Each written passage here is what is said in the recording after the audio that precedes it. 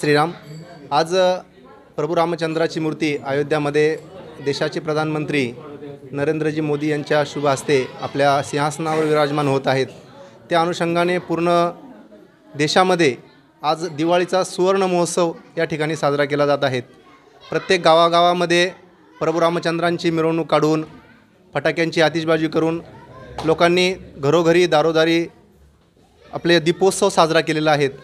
आणि त्याच निमित्तानं मौजे आंबोरे तालुका संगमनेर याही ठिकाणी प्रभू रामचंद्राच्या मूर्तीची मिरवणूक काढून या ठिकाणी प्रभू रामचंद्राची पूजा अर्चा झालेली आहे। त्या निमित्तानं आज सायंकाळी 6 वाजता या प्रभू रामचंद्राच्या आणि हनुमानरायाच्या मंदिराच्या प्रांगणामध्ये हरिभक्तपरायण मुक्तानंदगिरी महाराज यांचं जाहीर हरिकीर्तन होणार आहे। त्यानंतर 8:30 ते 10:30 नंतर या ठिकाणी संपूर्ण पंचकृषीसाठी महाप्रसादाचं नियोजन केलेलं आहे। तरी सर्व भाविक भक्तांनी या महाप्रसादाचा आणि या सुवर्ण संधीचा या ऐतिहासिक क्षणाचा लाभ घ्यावा।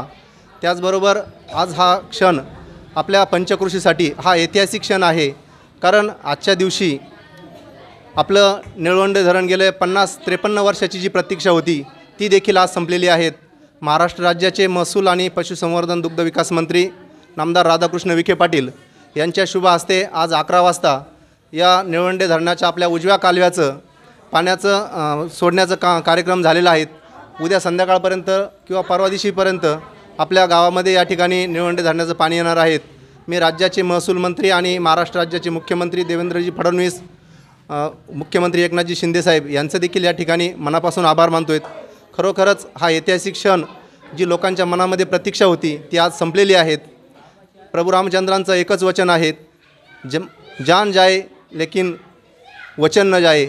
हे वचन आज या ठिकाणी पूर्ण झालेलं आहे आणि म्हणून मी या ठिकाणी आपल्या गावातील आणि पंचकृषीतील सर्व नागरिकांना आणि यांना आवाहन करतो की सायंकाळच्या कार्यक्रमाला आपण उपस्थित राहून हजेरी लावी। जय श्रीराम।